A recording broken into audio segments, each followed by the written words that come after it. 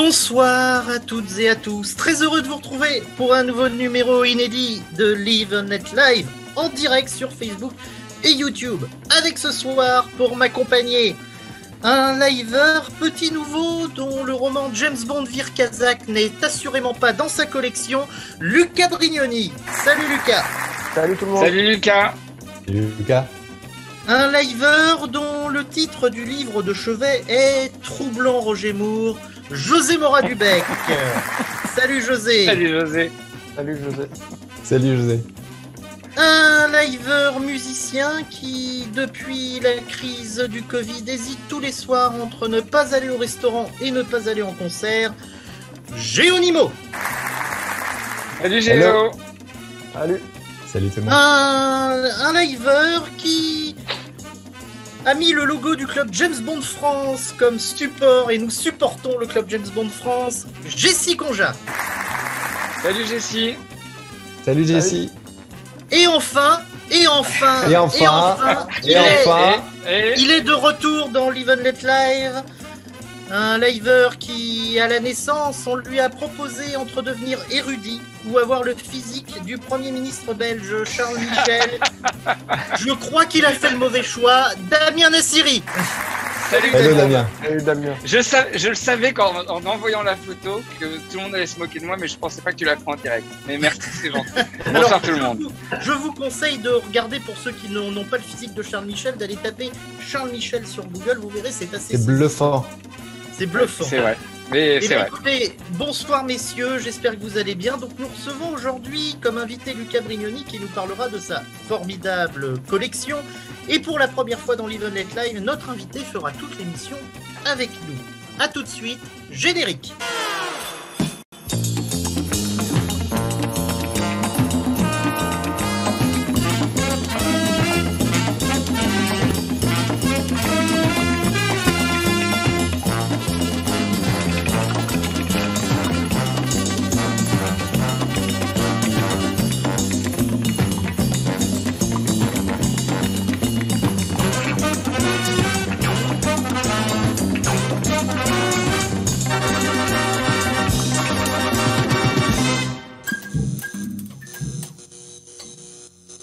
Bonjour, alors aujourd'hui j'ai décidé de vous parler d'un objet de ma collection tiré du film Rien que pour vos yeux, sorti en 1981. Alors cet objet que j'ai choisi, c'est un petit enregistreur vocal qui permet d'enregistrer secrètement une conversation entre James Bond, Roger Moore et Aristote Christatos, Julian Glover. L'enregistreur vocal est caché sous un bougeoir. Ensuite, la bougie est remplacée par un serveur et amenée à Colombo, Shem Topol. Il rembobine et lit la cassette pour écouter la conversation. On regarde tout de suite un extrait.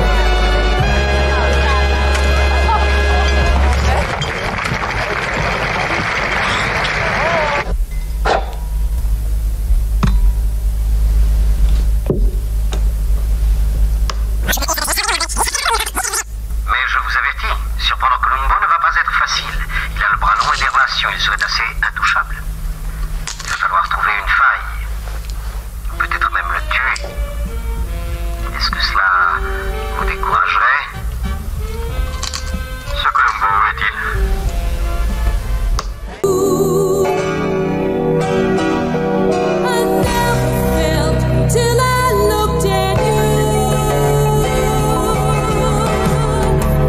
Avant la réalisation de l'objet, j'ai effectué quelques recherches pour trouver quel type d'enregistreur était utilisé dans ce film. Je note dans ce carnet toutes les informations que je peux trouver à ce sujet pour que ce soit plus facile pour m'y retrouver. C'est donc un Philips LFH 195 qui a été utilisé dans ce film. Vous pouvez le trouver très facilement sur eBay sans problème. J'ai ensuite remarqué que celui du film était plus court que le mien. C'est parce qu'en fait, il a légèrement été modifié pour les besoins du film. Le couvercle supérieur a été retiré pour montrer la mini-cassette Philips. Et la partie inférieure, où l'on insère la pile, a été réduite pour l'adapter au bougeoir. Une fois modifié, je l'ai simplement collé sur 2 disques noirs en plastique qui servent de support.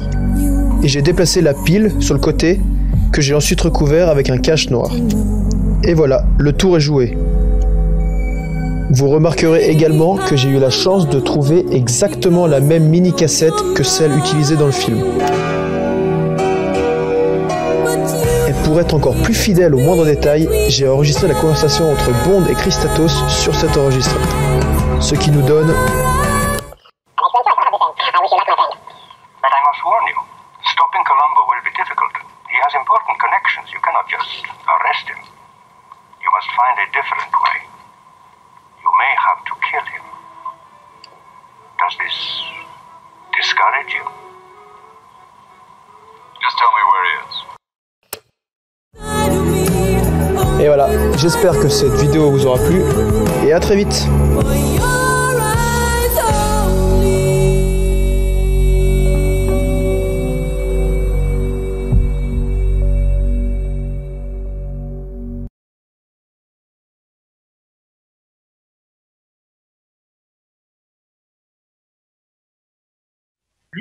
Lucas, bonsoir, tu es membre du groupe Planète 007. Alors, première question, présente-toi pour ceux qui ne te connaissent pas. Alors, bonsoir à tous. Je m'appelle Lucas, j'ai 25 ans. J'habite en Haute-Savoie, entre Annecy et Genève. Et je suis fan de James Bond depuis maintenant à peu près 10 ans avec Skyfall. C'est à partir de là que j'ai commencé à vraiment m'intéresser à la saga. Alors, comment t'es venue cette passion Alors, déjà, tu es fan de James Bond, mais ensuite, tu as été un peu plus loin et comment t'es venue cette passion de collectionner les gadgets, de te faire cette collection? Alors, ça a commencé avec, je pense que vous le connaissez, David Zaretsky. C'est Oui. un collectionneur américain, qui a la chaîne The Bond Experience, Exactement. qui a une collection énorme, quoi, un sous-sol chez lui rempli d'objets. Et j'avais vu une vidéo il présentait toute sa pièce avec tous ses objets, et j'ai trouvé ça super cool de faire une affiche du film avec en dessous tous des gadgets, des choses qui se rapportent au film. Et j'ai voulu faire pareil dans ma chambre. Donc j'ai demandé à mon père qui m'installe des étagères sur mes murs. Et j'ai acheté des petits posters que j'ai collés, et j'ai au fur et à mesure fabriqué des petits trucs, des objets pour mettre sur ces étagères pour essayer de faire comme lui. Alors oui, mais oui, parce que, et ça c'est important de le dire, parce que dans ta collection, tu fabriques beaucoup d'objets toi-même. Oui, ouais, c'est ça. Je suis depuis tout petit. Mon père il est mécanicien, du coup j'ai beaucoup bricolé depuis tout petit. Il m'a montré plein de choses. Et du coup, j'ai toujours aimé faire ça. Et maintenant, je fais des recherches sur Internet pour voir un peu comment faire, et puis essayer de faire des choses le plus fidèles possible, quoi. Alors, je crois que vous avez pas mal de questions à poser à Lucas. Je vais commencer par Damien, au hasard. Damien, au hasard, Balthazar, vas-y. Bonsoir. Oui, donc moi j'ai découvert ta collection déjà quand tu nous l'avais présentée il y a l'année dernière, il me semble, sur Planète. Donc, Ouais. donc déjà, j'avais trouvé cette collection impressionnante, tant par les détails que par la diversité. Tu as quasiment tous les films, je crois, si je me trompe pas, tu as tous les films avec une case où tu as des films par objet, enfin, tu as des objets par film. Et donc, je voulais savoir comment tu choisissais les objets que tu allais reproduire. Est-ce que c'est parce que c'est ce que tu préfères? Est-ce que c'est la facilité de recréer l'objet? Qu'est-ce qui fait le choix des objets que tu vas reproduire dans ta collection?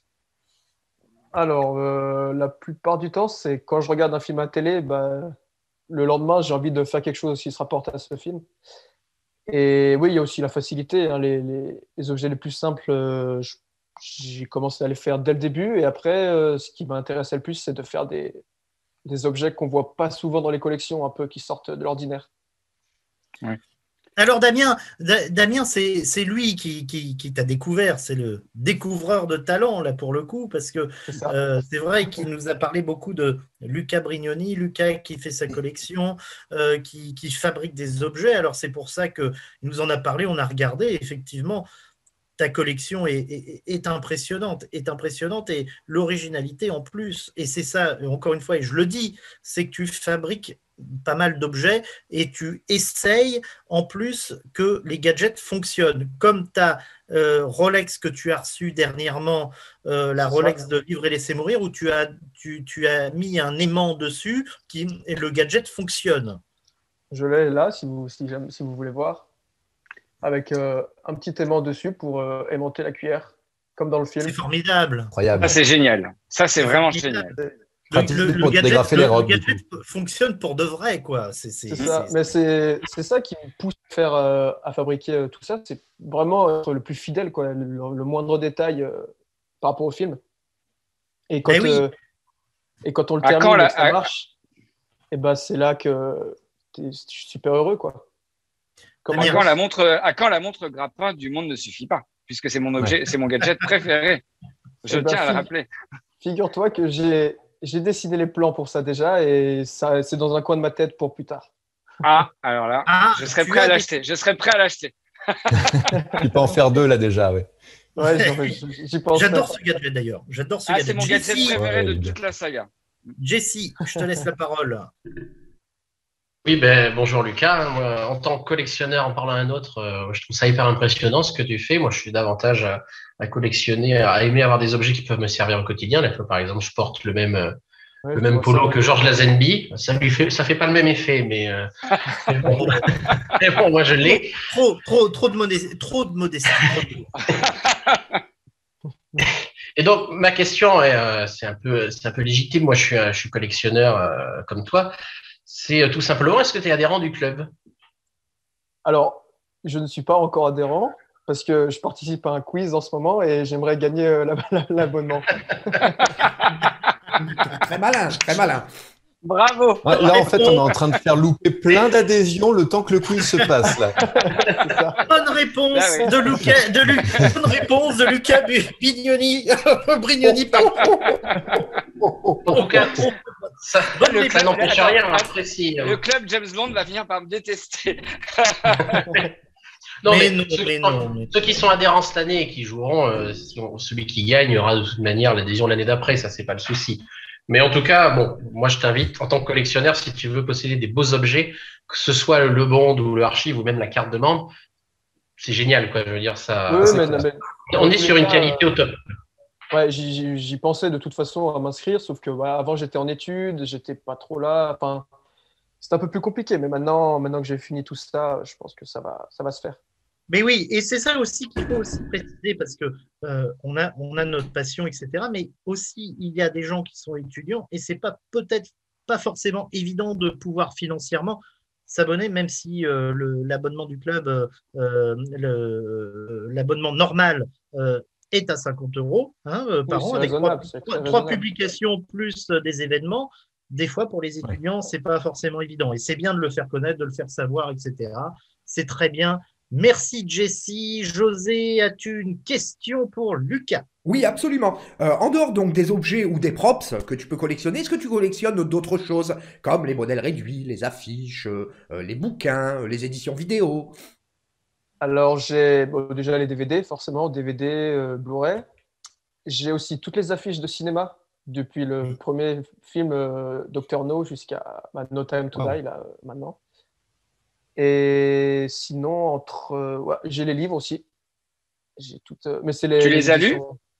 Alors, je suis en train, c'est en cours. Attention, on dirait du moi, ça. Ouais, on va dire il a l'air plus assidu, franchement. Moi, c'est en cours. Hein. Moi, j'en suis à mon 4e. Donc, ça avance. Ah, apprends-en de la graine. Oui, mais il a préféré. T'as quoi? C'est pas Goldfinger, c'est. Attends, je sais plus. Quand Damien est né, il a préféré choisir le physique de Charles Michel plutôt que l'érudition. Donc évidemment, au bout d'un moment, on paye un lourd tribut. Géronimo, as-tu une question pour Lucas? Puis après, on passera. Il y a pas mal de réactions sur les réseaux sociaux. Oui. Alors, j'ai plein de questions. Mais je vais te poser celle-là. Quelle est la pièce la plus complexe de ta collection qui a été la plus complexe à obtenir? Soit quelque chose que tu as acheté, soit quelque chose que tu as fabriqué. Je pense celle où j'ai passé le plus de temps dessus, c'est la mallette de Bon Baiser de Russie que j'ai fait de A à Z avec tous les gadgets, le couteau qui sort, les souverains d'or cachés dans la doublure. la petite carte, les petites munitions derrière. Et du coup, j'ai passé, je sais pas combien de temps dessus, mais très très longtemps. En plus, pour le petit mécanisme, C'est pour le impressionnant. couteau, pour que ça sorte, ça marchait pas. Du coup, j'ai dû refaire. Et ça a pris un temps fou. Et au final, je suis très très très heureux de l'avoir terminé et très fier de ce que ça rend. C'est pour toi ta plus belle pièce? La plus complexe en tout cas. Après, la plus belle, je pense Celle que tu ce préfères, serait si tu devais en garder qu'une seule? impossible. Le Je ne peux pas en jetpack. regarder qu'une seule. Mais sinon, ce serait, je pense, le bras mécanique de TI de Vivre et Laisser Mourir. En fait, c'est quelque chose que je crois, jamais vu dans une collection. Une collection de fans, après, à part des musées. Mais je le trouve super cool. Du coup, c'est vraiment un truc que je garderai. Alors, C'est- avant de passer aux réactions des internautes, tu as dans ta collection l'éléphant de l'homme au pistolet d'or. Il y a 15 jours, on faisait une spéciale l'homme au pistolet d'or. Comment as-tu trouvé cette pièce? Alors, sur eBay, j'ai cherché tout simplement éléphant en bois. Et j'en ai eu des milliers, il y en avait plein. Et je regardais de quel côté partait la trompe, les pattes, dans quel sens elles étaient pour que ce soit exactement comme celui du film. Et à force de chercher, ben, un jour, je suis tombé sur quelqu'un qui le vendait. Je pense que le mien est un peu grand par rapport à celui qu'on voit dans le film, mais il y a beaucoup de similitudes et du coup je l'ai acheté direct. Alors, tu passes quand même beaucoup de temps à faire tes recherches d'objets. J'imagine que ça prend énormément de temps, notamment pour trouver la carte d'identité de Olga Kurilenko, alias Camille, dans Quantum of Solace. C'est une pièce qu'on trouve dans plusieurs collections de fans, mais comment on trouve ce genre d'objet? C'est pareil sur eBay? Je pense qu'on peut la trouver sur eBay, parce qu'il y en a de plus en plus qui font des props papier comme ça. Mais cette carte, c'est moi qui l'avais faite. J'avais fait des D'accord. recherches pour je crois que c'est le permis de conduire, hein. Je suis plus sûr. Oui, c'est le la permis carte de conduire, le permis Ouais, de c'est conduire, ça. pas la carte d'identité. Même si c'est une pièce d'identité, le permis de conduire au même Oui, titre oui, que la bien carte sûr. d'identité. Mais du coup, j'ai fait des recherches sur un permis de conduire bolivien, comment, comment c'était le vrai. Et après, après, dans le film, on le voit assez en détail. Du coup, j'ai réussi à faire avec un peu de Photoshop, un peu de montage, et on arrive à s'en sortir comme ça. Eh ben, tu es un vrai ingénieur de gadgets bondiens. C'est Tu lui es le vrai Q finalement. exactement, c'est ce que Ça, j'allais dire. Tu es notre Q à nous. Bah, merci, le cul ça me de fait planète. plaisir. Damien, des réactions des internautes. Énormément de réactions ce soir. Bon, d'abord, il y a plein de gens qui nous disent bonjour, forcément. Il y Bonjour a, à vous Bonjour à vous. tous. tout le monde dit vraiment que tu as une très belle collection, qu'il y a vraiment beaucoup de travail derrière tout ça. Il y a des gens qui doivent te connaître manifestement, parce qu'il y a des gens qui ont vu ta collection. Donc, je suis en train de rechercher le commentaire. Ouais, j'en Et ai oui, parlé un peu parce que- Léo Rigno 19. Oui, Ouais, je Léo connais Rigno cette personne, 19. oui. Oui, j'ai eu l'occasion de voir sa collection et je peux vous dire qu'on a affaire à un vrai passionné. Il y a Alex, il y a Paul François qui demande quelle est pour toi la plus belle pièce de ta collection, mais tu as déjà répondu. Il y a Laurent Perriot qui est vraiment très impressionné, qui nous dit que lui, il a eu l'Oméga Oméga m'avait offert la version de la montre qui s'éclaire sous l'avalanche et qu'il l'a vendue à Luc Leclèche. Donc on va aller cambrioler Luc très prochainement. C'est oui. Il y a Laurent qui demande, effectivement, ça c'est une bonne question, éventuellement, est-ce que tu prends des commandes? Par exemple, si moi, par exemple, j'ai un objet qui me plairait énormément, par exemple la monstre grappin, est-ce que tu le fais pour ton plaisir personnel ou est-ce qu'éventuellement tu serais susceptible de produire des gadgets pour des gens et que tu serais susceptible de les vendre? Ça, c'est une bonne question. Ouais. Alors, de base, je l'ai fait pour moi. Et après, si vraiment certains trucs, on me demande, je peux refaire selon la complexité et le temps que j'ai. Mais ça m'est arrivé déjà de faire quelques objets. Et un objet, dans Opération Tonnerre, à un moment, Sean Connery, il a une petite bombe qui lâche sous l'eau. Oui. Ça tue 2-3 agents du spectre. Et cet objet, il y a David Zaretsky, justement, qui m'a demandé si je pouvais lui en faire un. Waouh. Et je lui en ai fait un. Et il a fait une petite vidéo qui montre sa collection et on le voit sur ses étagères. Et ça, c'était un bonheur pour moi. Lui qui m'a donné cette Ouais, passion ça et doit au être une final, grande je lui fais quelque chose pour. fierté. Oui. Et Ouais, il a dit que l'objet venait de toi ou non, rien?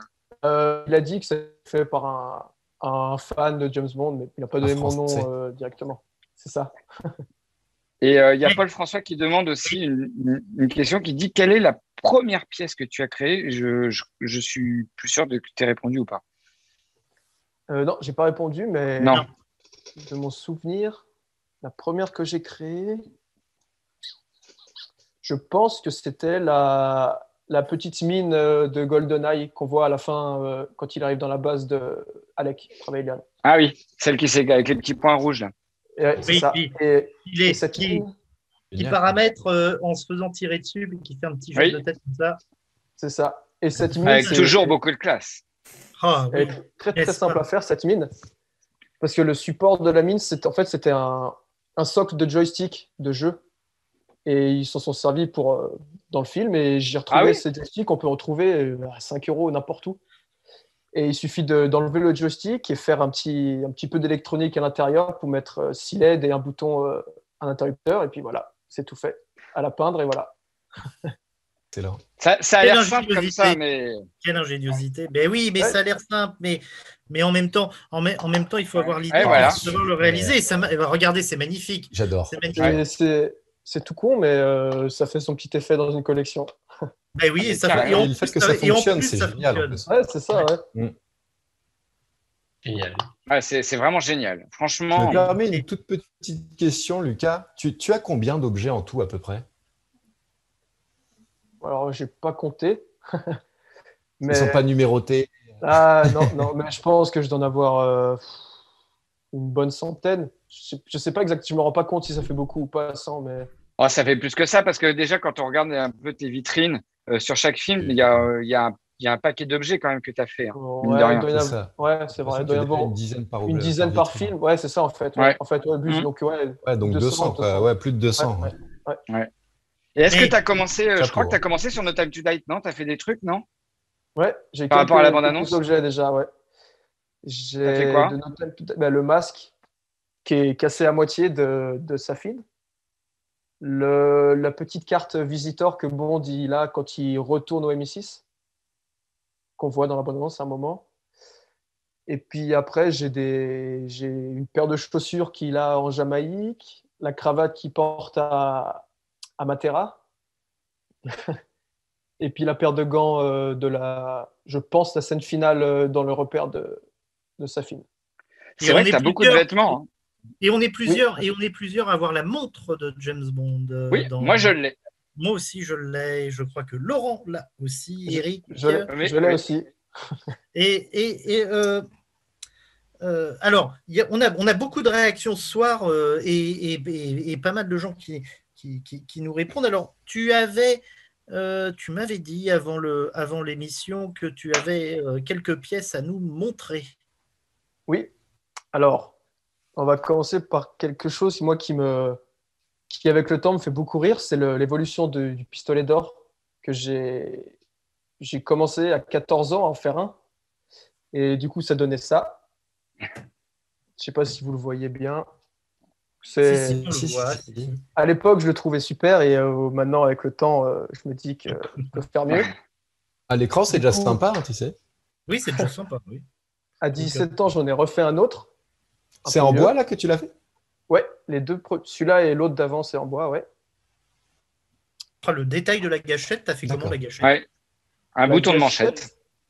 C'est ce que j'allais dire. Ouais, tout en bois. Le troisième que j'ai fait à 20 ans, celui-là, par contre, il est en aluminium, mais on ne voit pas trop bien. Celui-là, il commence il commence à bien ressembler. Ah oui. Ça Ouais, avance. il a de la gueule, hein, clairement. Et puis maintenant, j'en ai Super. un nouveau dans ma collection que j'ai fait il y a 2 ans. Celui-là, il est en impression 3D. Et là, il est quasiment pareil que le vrai. À part Super. peut-être la finition or, quoi, qui est un peu... Alors donc, tu as une le terme. imprimante 3D? Non, pas moi. Je dessine quelques plans 3D et je le fais imprimer chez un imprimeur qu'on trouve partout maintenant. D'accord. Oui, on les trouve partout. Oui, tout à fait. Damien. Alors, une autre question encore de Laurent qui demande si tu as des objets de Jamais plus jamais. Est-ce que tu as des objets de James Bond qui seraient hors saga Éon? Alors non, j'en ai aucun. J'ai rien du Euh, tout de ce film. Il y Tu n'as pas le a... bonnet de nuit de David Niven dans Casino Royale 60. Il va être déçu, franchement. Non, j'en ai Guy, pas. si tu nous regardes. Guy n'est pas là. D'ailleurs, je tiens à préciser que Guy n'est pas là ce soir parce qu'il est en prison pour fanatisme extrême de Casino Royale 1960. À mon avis, il a tu été dénoncé. Alors, il y a Paul François qui dit le grappin de GoldenEye, le pistolet grappin de GoldenEye. Est-ce que non? Tu Ouais. l'as ou pas? Je Ouais, l'ai. tu l'as. Ouais. Et C'est en bah, impression 3D que je l'ai fait celui-là. Et il y a aussi, alors tu as une fan a priori, puisque disquette.net, tu es fantastique Lucas, tu connais tellement bien ton sujet, on t'aime fort. Et il y a Mais nous Jean-Baptiste aussi. Aster. Mais nous aussi. Mais nous aussi. On pense on va aussi le que tu es fantastique. Et il y a Jean-Baptiste Asler qui dit adoubé par Paul François, si ça, c'est pas une preuve que ce type est un génie. Alors, Bah, si tu es merci, adoubé hein. par Jean-Baptiste Asler, alias Joe Cannon sur Joe la table, Cannon. alors là, c'est bon, tu es rentré dans notre petit univers. Il y a des gens qui disent que tu es le Je nouveau demande pas mieux. Scaramanga. Et il y a quelqu'un qui demande si le stylo roquette, ça serait stylé. C'est Johan Rottenauer qui dit le stylo roquette, ça serait stylé. Joli, Alors, je joli chante- choix de mots. Le stylo roquette, ce serait stylé. C'était une très Oui. belle phrase, je trouve. Le stylo roquette. Non.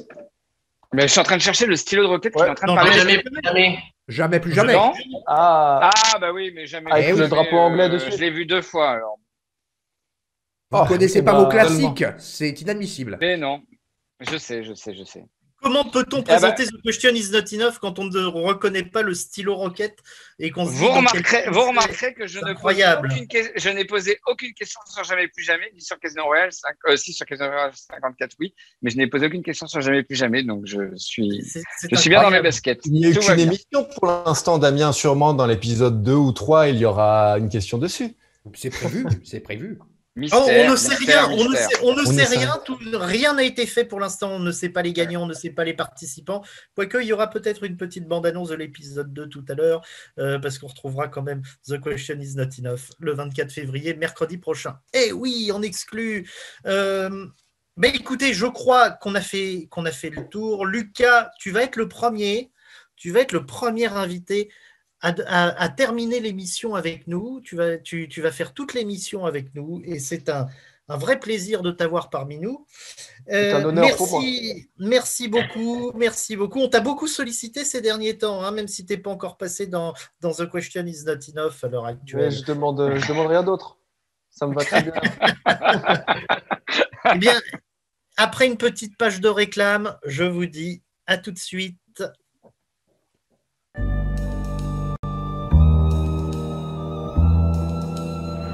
It's the last program you're likely to see. Shocking. Who are you? Call me James. Now, pay attention, please.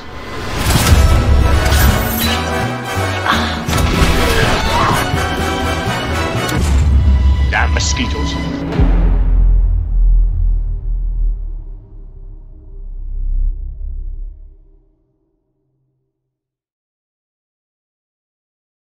Après cette bande-annonce du club James Bond, Jessie, je crois qu'il y a des actus du club, notamment la sortie du nouveau Le Bond.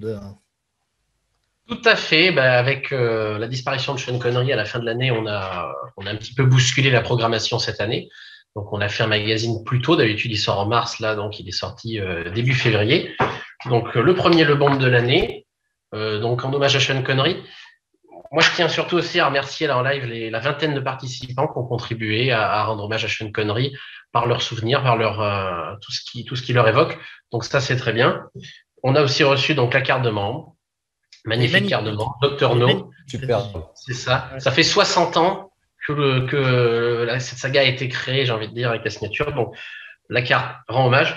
Donc comme j'en parlais à Lucas, voilà, c'est adhérer au club, c'est adhérer à quelque chose de qualité. Là, ce magazine, c'en a encore la preuve. Moi, le travail que fait Jean-François Rivière, Vincent Cotte sur les publications, c'est un truc de dingue. Donc, abonnez-vous, vous ne serez pas déçus.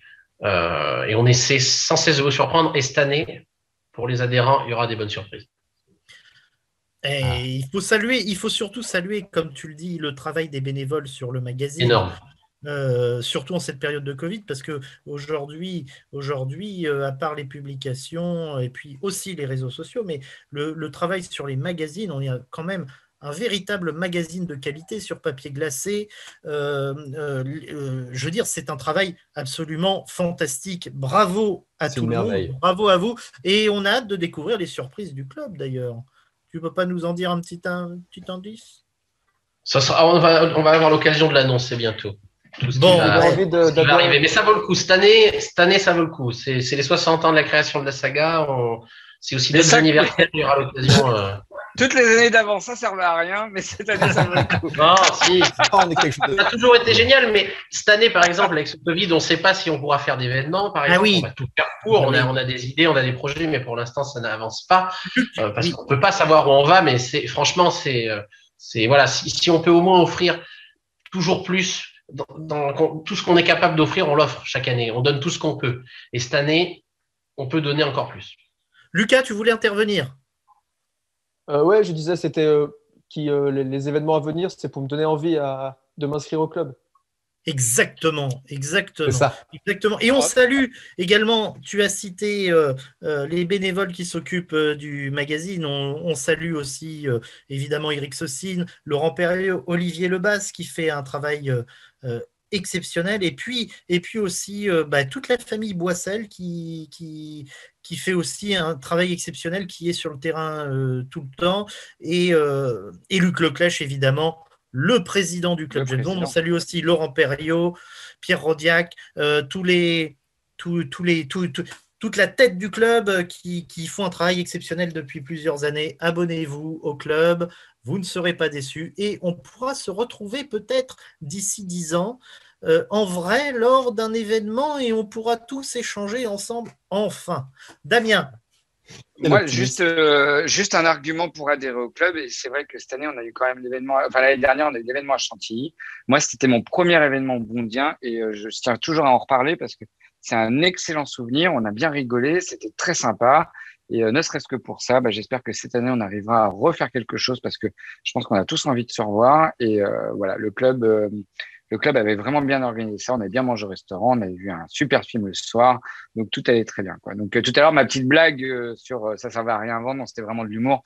Parce que moi, je suis un tout nouvel adhérent du club et je pense que je suis un adhérent pour les 60 prochaines années, si Dieu me prête vie. Donc, voilà. C'est bien, c'est bien, c'est une qualité, tu es un homme qui a de l'ambition. C'est très bien, c'est très bien, Damien. Alors, messieurs, une info à réactiver l'encéphalogramme plat autour de James Bond ces dernières semaines. Tom Holland, l'acteur de Spider-Man et futur Nathan Drake dans le film tiré du jeu vidéo Uncharted, a indiqué lors d'un interview d'être intéressé par le rôle de James Bond. Il déclare « Forcément, en tant que jeune acteur britannique qui adore le cinéma, j'adorerais jouer James Bond. Donc voilà, je pose ça là, mais sachez que je suis plutôt classe quand je porte un costume. Dans le même temps, les bookmakers se sont enflammés pour un jeune acteur de la série qui cartonne sur Netflix, les chroniques de Bridgerton, excusez-moi de mon accent, Roger, c'est un nom que je n'avais jamais entendu, Roger Jean Page, qui suite à ce buzz totalement artificiel a déclaré « Lorsque vous êtes britannique et que vous faites quelque chose qui commence à être reconnu, les gens se mettent à utiliser le mot qui commence par B à votre sujet. » Alors messieurs, qu'en pensez-vous ? Êtes-vous plutôt Hollande ou plutôt, vous attendez la suite, non pas plutôt Macron, mais plutôt René Jean Page. Je vais commencer par José parce que je crois qu'il a un avis tranché sur la question. Ah oui, mais moi j'ai un avis très tranché. Bon, vous connaissez mon côté extrêmement conservateur vis-à-vis du personnage. Ni femme, ni personne de couleur, ni en règle générale issu des minorités. Moi je considère que Tom Holland, peut-être pas dans l'immédiat, bon, parce que effectivement à 24 ans il est un petit peu jeune. Mais disons que ça peut être quelqu'un qui peut être envisageable d'ici la sortie du prochain film, c'est-à-dire d'ici 5 à 10 ans. Ça serait pas quelque chose qui me semblerait incongru. Après, bon, les détails anecdotiques, style que j'ai pu lire à droite à gauche, oui, mais il ne mesure qu'un mètre 73. Je ne crois pas que ça soit ça qui puisse jouer sur la qualité de l'interprétation et sur sa façon Craig est pas d'interpréter très James grand, Bond. Après tout, tout le monde est tombé des nues quand Daniel Craig a été nommé par Eon Productions, alors qu'il était blond, on était habitué à des James Bond qui étaient bruns. Donc, il faut savoir de temps en temps se renouveler, mais pas forcément aller dans le grand n'importe quoi par rapport aux exemples que j'ai cités précédemment. Tom Cruise, qui est Et le si je héros dis pas de de la série bêtises, d'action Mission Impossible, mesure 1m66 et pourtant ça ne se voit pas vraiment dans les films. Géonimo, tu voulais réagir? Craig est pas très grand non plus. Ouais. 1m70. Oui, non, moi je suis. 78. Ouais, voilà, tu vois, voilà, alors que les autres faisaient plutôt 1m89, 1m92, Oui. je crois. Oui. Ça doit être Roger Moore qui est le plus grand, je crois. 91. Bon. Tout ça pour dire, moi, bon, je suis un peu comme José, je suis assez sur les fondamentaux. James Bond est un personnage de type caucasien, ce n'est pas une femme. Donc, bon. Après, Tom Holland, Roger Jean Page, ils ne m'inspirent pas trop, mais Craig ne m'inspirait pas non plus. J'étais le premier à hurler au James Bond blond. Enfin, le premier, on a tous été les premiers. Et au final, il m'a mis une grande claque. Donc, pourquoi pas Roger Jean Page d'ici le prochain James Bond. Au final, ça se trouve, il s'en débrouillera très bien. Je ne crois que ce que je vois. Donc, j'attends d'être surpris. Voilà, c'est tout ce que je souhaite, c'est d'être agréablement surpris. Et derrière, on verra. Jessie, qu'en penses-tu? Moi, je suis assez d'accord sur le côté surprise, que ce soit Tom Holland ou un autre.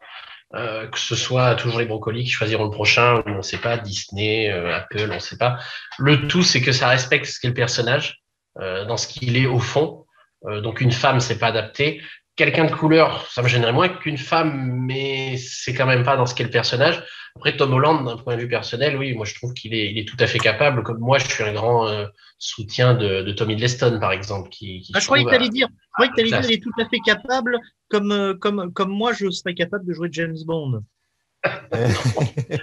Je suis pas assez physique, ni assez. Il a déjà le pull de la Zambi. Il a déjà le pull de la Zambi, alors. Bien, c'est déjà bien. Damien, qu'est-ce que tu en penses, toi? Alors, moi, bon, Tom Holland, j'ai beau aimer l'acteur, je le trouve très bien. Je le vois pas trop dans le rôle de James Bond, mais encore que dans 10 ans, je ne sais pas. Je suis assez d'accord avec José, on verra bien ce que ça donnera. François Hollande, on voyait pas François Hollande dans le rôle de président de la République. Hein. Non, mais c'est pas le même. C'est pas du tu tout vois, même. et tu vois quelques années après, je le vois toujours pas, moi, personnellement. Enfin, bref, sans faire de politique. C'est pas facile. Ça, c'est votre avis personnel. Il y a Jean-Baptiste Hassler qui a justement dit moi, James Bond de la République, voilà, bon, c'est un peu d'humour. Voilà. Merci, non, après, Jean-Baptiste Hassler, merci beaucoup.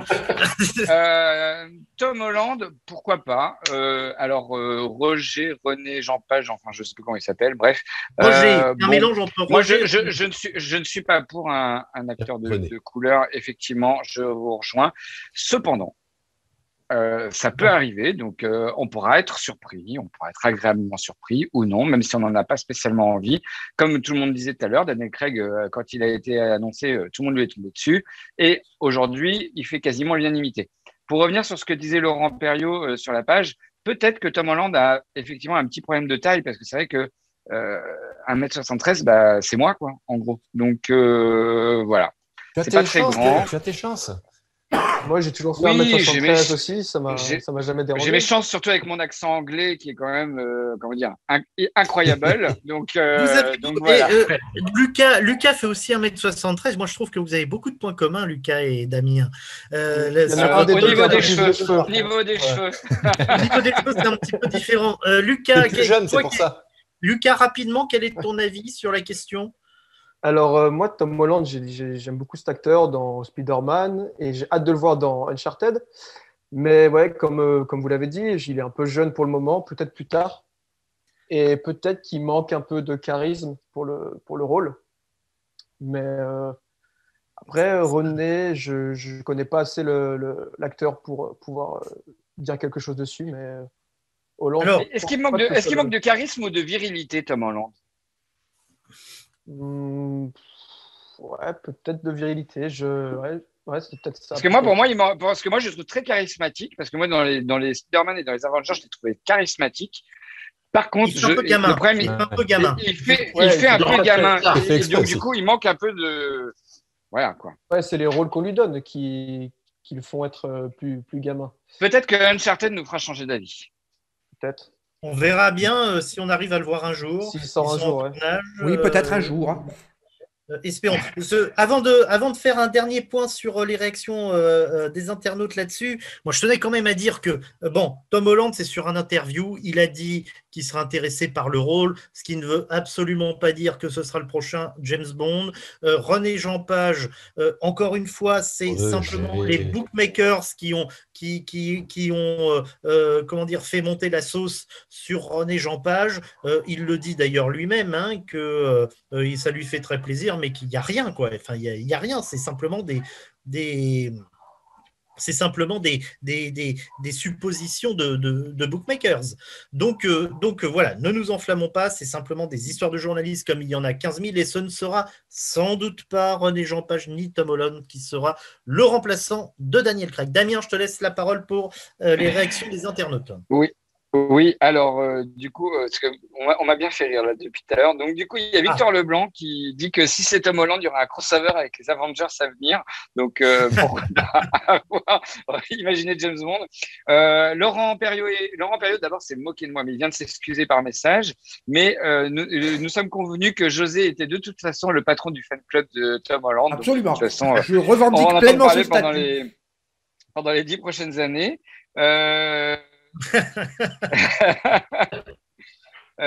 Alors, faux Moore était mon troublant président. Nous avons quand même la présidente du fan club de Lucas qui est sur la page et qui dit qu'on se le dise, Lucas serait la personne idéale pour incarner le prochain James Bond, parce que je ne sais pas si vous le savez, mais il a un petit personnage quand même sur Instagram, si vous le suivez, vous verrez, qui s'appelle James Smith. Donc, on a peut-être notre futur James Bond avec nous. Et français et niçois en plus d'origine, si je ne me trompe pas. C'est ça.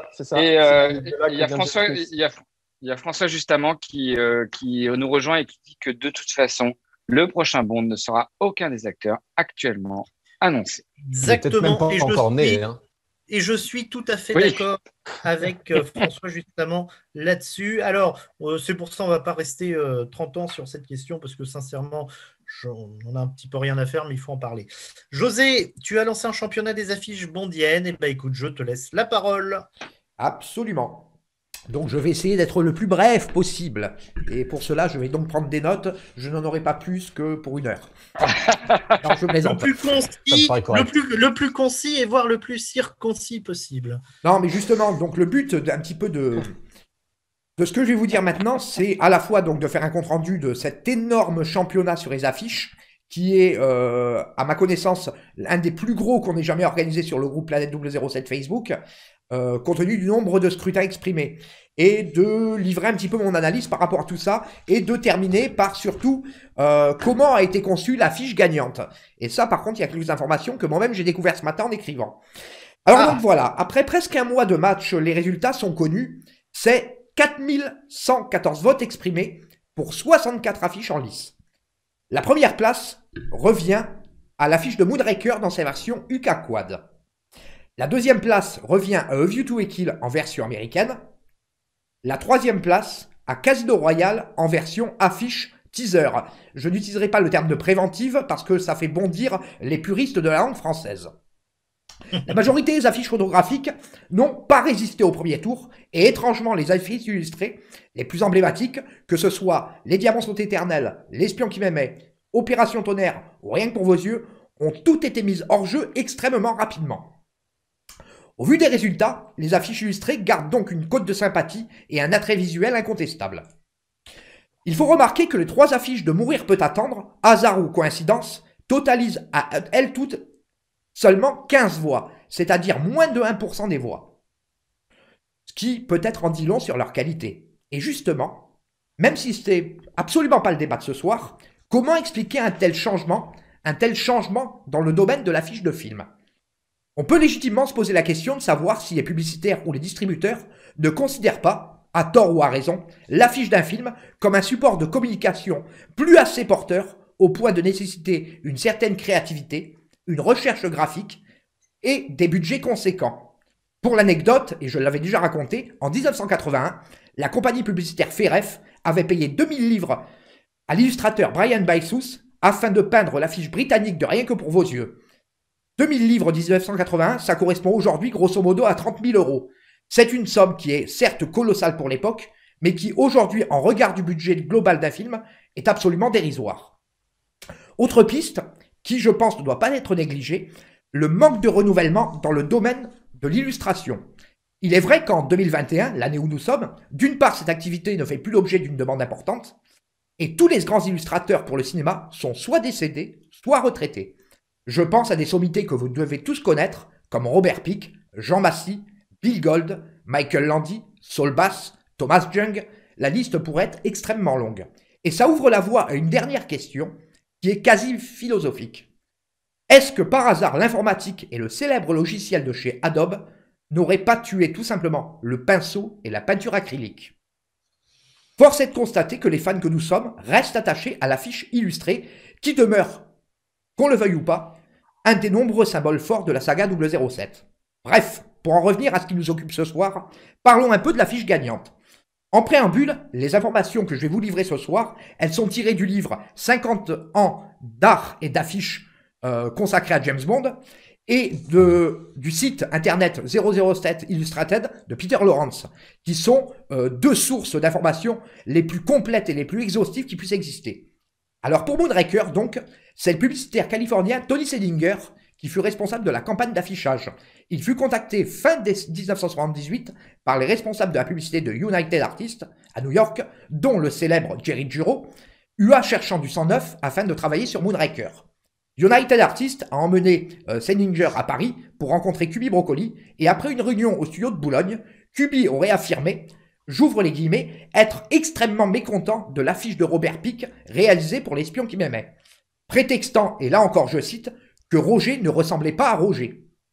Il a continué, toujours Cuby, en disant que ce qui le souciait, ce n'était pas tant les idées des publicitaires, ni le concept, seulement du fait que Roger devait ressembler à Roger. Selinger a donc travaillé à Paris avec le photographe David James. En une journée, ils ont photographié Roger Moore dans une variété de poses, dont l'une était en contre-plongée, une photo que vous devez tous connaître, puisqu'elle servit de base à l'affiche préventive de Moonraker en version américaine. Et ces photos, il me semble même que Peter Lawrence en a pu récupérer des exemplaires, il passe actuellement à l'écran. À partir de là... Le père de Jennifer Lawrence? Pardon? Le père de Jennifer Lawrence, c'est ça? Non, c'est un Allemand, c'est L-O-R-E-N-Z. Et donc, dernière anecdote en ce qui concerne cette séance de photos, Roger Moore a été extrêmement cordial et coopératif, ce qui ne me surprend pas connaissant les traits de caractère qu'on connaît à Roger Moore, à condition, et à la seule condition, qu'on lui fournisse des cigares Monte Cristo numéro 1. À partir de là, Dan Guzzi, l'illustrateur, fut choisi pour finaliser le projet, réaliser les esquisses et peindre les versions finales. Guzzi ayant été choisi pour sa capacité à réaliser une commande dans les délais, ce qui n'était pas le cas d'autres illustrateurs, et surtout, il fut choisi à cause de son sens du détail, un style de peinture pouvant presque s'apparenter à du surréalisme. Cette équipe fut si efficace qu'elle s'occupa plus tard de la campagne d'Octopussy et encore plus tard de Dangereusement Vôtre. Assurément, Moonraker est une des affiches mythiques de la saga, même si elle n'a pas le côté tape à l'œil de celle de Rien que pour vos yeux. On peut même entreapercevoir en arrière-plan sur cette affiche une composition en forme de spirale qui n'est pas sans évoquer le célèbre Gun Barrel. Tout ça pour dire, et je terminerai là-dessus, que sa victoire, moi, me semble largement méritée. Bravo José pour cet exposé magnifique sur les affiches de James Bond. Alors rapidement, chacun, très rapidement, vous êtes plutôt affiche ancienne ou affiche moderne? Rapidement, Damien, rapidement. Moi, ancienne. Ancienne. Jessie?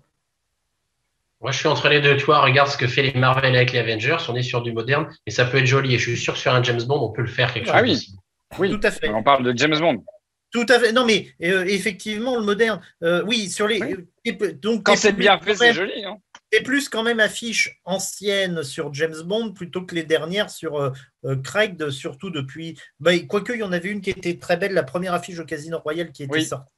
Avec Daniel Craig, son flingue au casino. C'est justement celle qui arrive en troisième place. C'est celle qui arrive en troisième place, ouais. C'est la dernière belle affiche. Oui, c'est la dernière très belle affiche qui sort du lot. Géo. Rapidement. Moi, plutôt ancienne, clairement.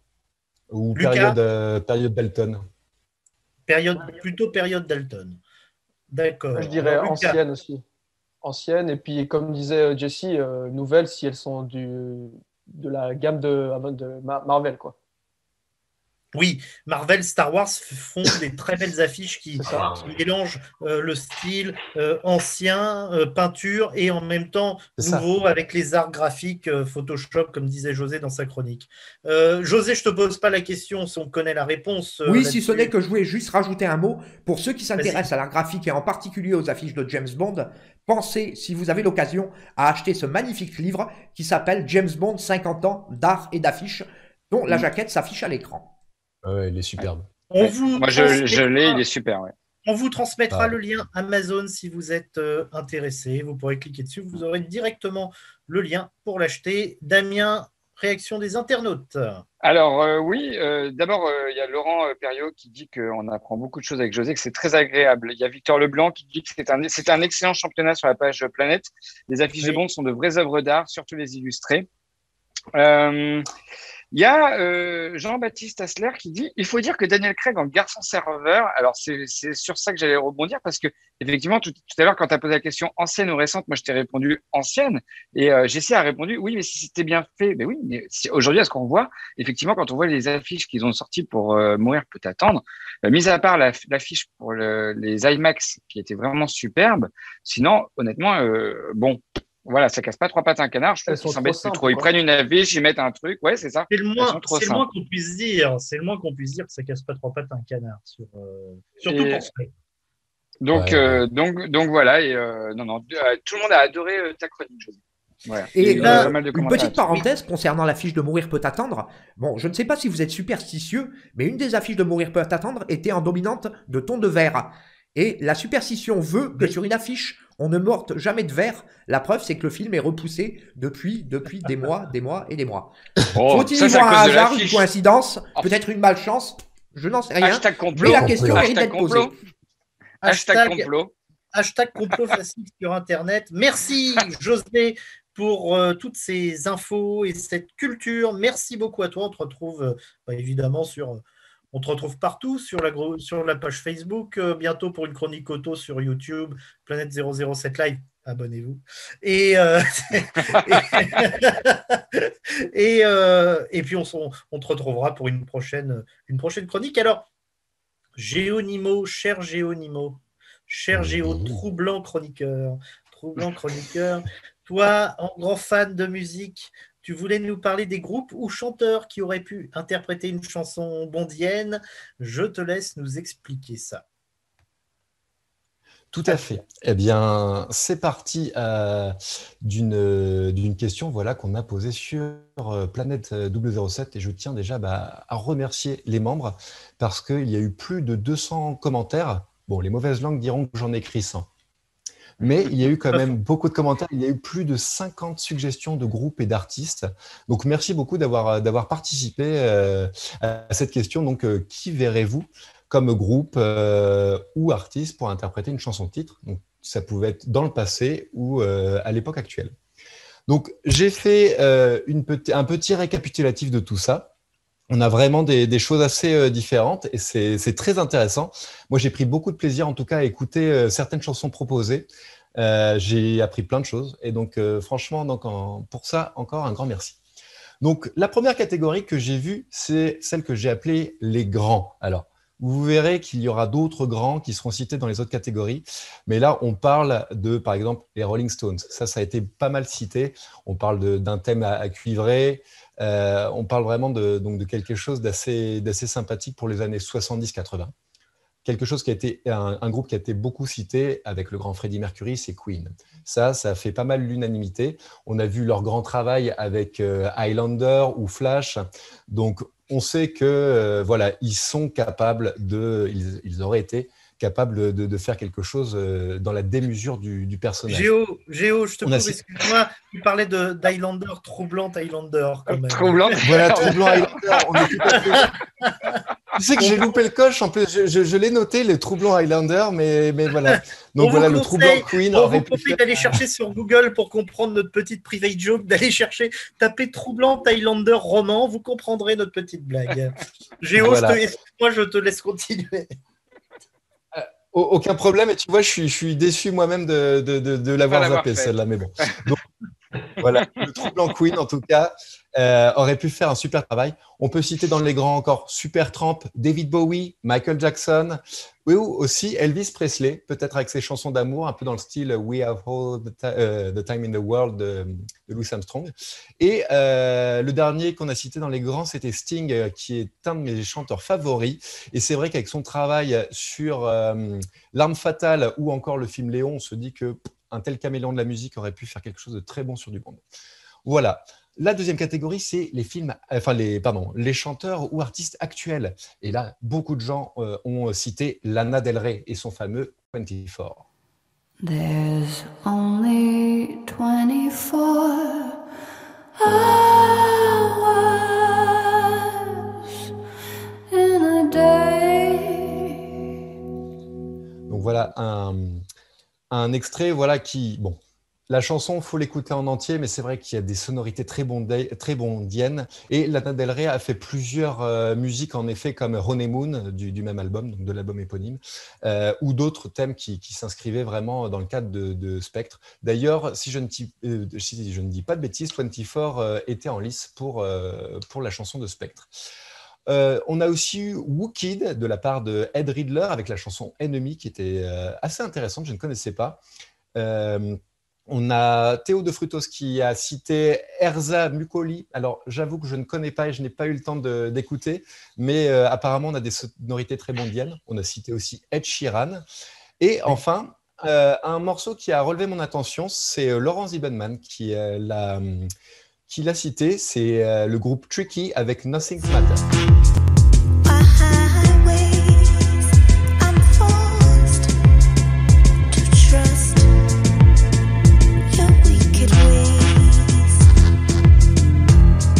Donc voilà, c'est un morceau où, là pour le coup, on est dans quelque chose de beaucoup plus moderne, mais on a quand même ces sonorités bondiennes qui reviennent. J'ai trouvé ça assez intéressant.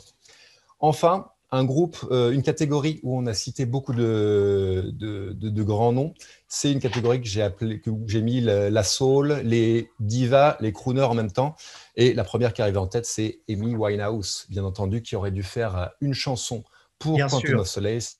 Malheureusement, de par son état, ça n'a pas fonctionné. Mais clairement, on pourrait citer plein de chansons où elle aurait fait un travail avec sa voix qui aurait été superbe. On a deux filles qui ont été citées.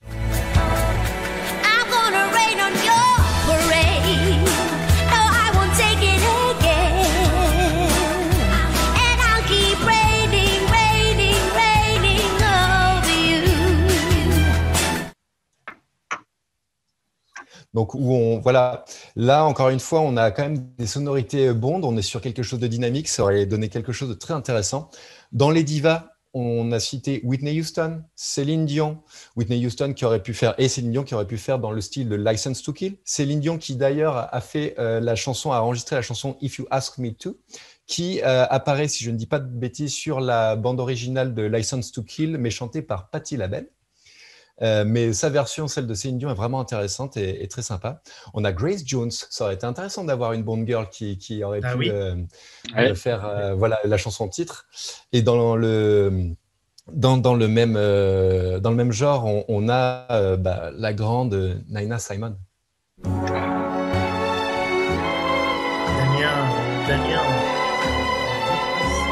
Ah, Nina Simone, Nina Simone, j'adore.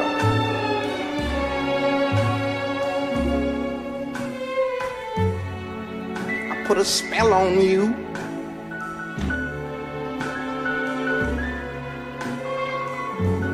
'cause you're mine. Donc ouais, voilà. Bon, moi, je suis un grand fan de Nina Simone et en effet, c'est une chanteuse que, enfin, j'aurais vraiment adoré qu'elle fasse un générique, un peu dans le style de Shirley Bassey. Et pour citer Éric Berthomier, Shirley Bassey, parce que Don Black a dit She should sing sing em all. Voilà, j'ai fait une Damien. Voilà. Ah. Mais bref, elle aurait. Tu sais, on me copie, mais on m'égale pas. Hein. Ouais, non, on t'égale pas. Donc, elle aurait dû toutes les chanter, elle aurait dû faire tous les titres. C'est vrai que Shirley Bassey, voilà, on a fait plusieurs, des qui ont été retenus, des qui sont retenus. Elle est superbe, tout simplement. Et elle a une classe, folle. Elle a une classe folle.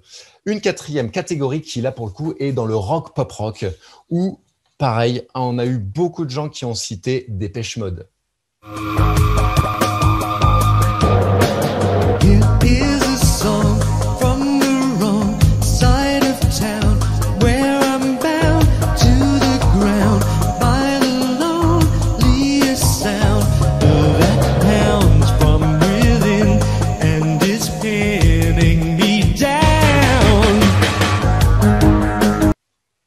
Donc voilà, Depeche Mode, hein, qui est un groupe qui a des sonorités qui sont vraiment pour moi intemporelles.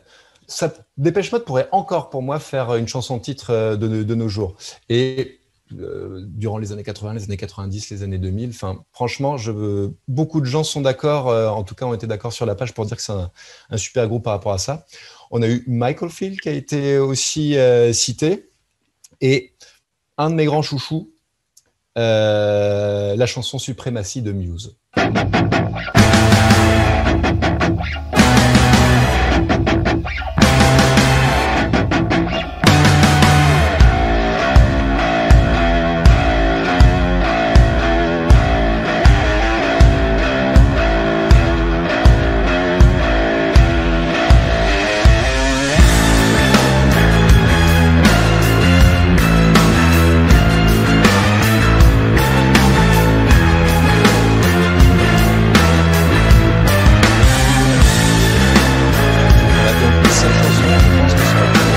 Thème bondien du tonnerre, un peu à l'instar de Chris Cornell avec son You Know My Name, qui est un de mes titres préférés. Là, je pense que ça aurait vraiment tout défoncé de façon dynamique. Alors, j'ai une catégorie improbable. On m'a cité pas mal de choses, donc il y a la catégorie improbable et la catégorie troll. On m'a dit ACDC avec Thunderstruck. Patrick Sébastien. Oui, ça aurait pu aussi. Mireille Mathieu. Ouais. Alors, attends, parce qu'il y a des trucs un peu dans le genre. Donc, on m'a dit... Alors, ça, ce sera dans les trolls, plutôt. On m'a dit ACDC avec Thunderstruck. Pourquoi pas? Bon, pourquoi pas? Il y a Nirvana. Pourquoi pas aussi? J'y aurais pas pensé. On a cité Daft Punk. Ça peut être intéressant. The Offspring par Magali. Ça aurait pu être marrant. Et un auquel j'ai pas pensé, c'est Thomas Etcheberry qui l'a cité. C'est The Spice Girls avec leur titre Too Much. Et c'est vrai qu'en chanson de fin de film de Pierce Brosnan, eh ben, ça aurait pas été dégueu. En troll, on a eu Michel Sardou par Thierry Garrido. Alors, j'ai pensé à une chanson, moi je lui avais dit sur le site les balles populaires, balles de l'agent, mais il y a aussi une chanson qui s'appelle La main aux fesses, qui aurait pu être assez intéressant pour la période de Georges Lazenby. C'est génial, on que a de eu l'amour, Benjamin que de Biolay. l'amour, Je c'est génial, pense qu'on absolument saurait- génial. C'est que de l'amour, que de l'amour, que de l'amour. Voilà. On a Victor Blanc qui nous a dit Evangélie. Je pense que ça aurait été un carton. Il vient de le redire. Ou encore Cédric Bartoli. Voilà. Je ne t'oublie pas. Ou alors Cédric Bartoli qui nous a dit Annie Cordy. Donc tu vois, Mireille Mathieu, Annie Cordy, c'est pas la même gamme, mais on C'est pas la est même pas gamme. mal. Ouais. C'est pas la même gamme. Bon, encore une fois, un grand merci. Il y a eu plein d'autres choses qui ont été citées. London Grammar, Imani, Within Temptation. J'ai pas dit d'ailleurs, il y a eu plein de crooners. Il y a eu Robert Davey qui chante aussi, dont Robert Davey qu'on connaît bien comme étant Sanchez dans Permis de tuer. Géo. Une petite. Ouais, j'ai une petite dernière, très très vite, parce que ça c'est un improbable.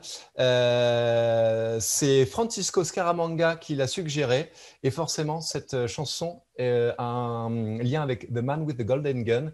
C'est Alice Cooper qui l'a fait, et ça aurait été apparemment au coude à coude pour être cette chanson, et j'adore. Eh bien, c'est parfait. Merci Géo, merci pour ta chronique musicale très originale et très précise. Alors, maintenant, on va se détendre un petit peu. Comme vous avez pu le voir, Géonimo, et ça fera une parfaite transition, a remporté l'émission pilote de notre nouveau jeu, The Question is Not Enough, face à Emmanuel Michler, que l'on salue, qui n'a pas démérité d'ailleurs, Emmanuel. Hein, Non. Ça a été un bon candidat. Ça a été un bon J'ai eu de la chance sur la question en 5 points, clairement. Oui, clairement, je suis d'accord avec toi. Et d'ailleurs, on vous remercie, vous avez été nombreux à nous regarder. Alors, on a l'animateur qui est là, il nous dira un petit mot après. On va vous présenter la bande-annonce exclusive de l'épisode 2 qui se verra s'affronter Luca Brignoni. Encore lui, c'est la star depuis 15 jours de Planète 007. Hein, c'est notre star. Face à notre membre du groupe, Victor Leblanc, qu'on salue. Bande-annonce.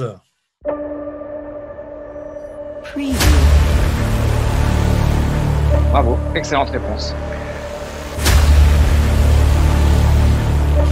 Ok, donc pas très loin de chez moi.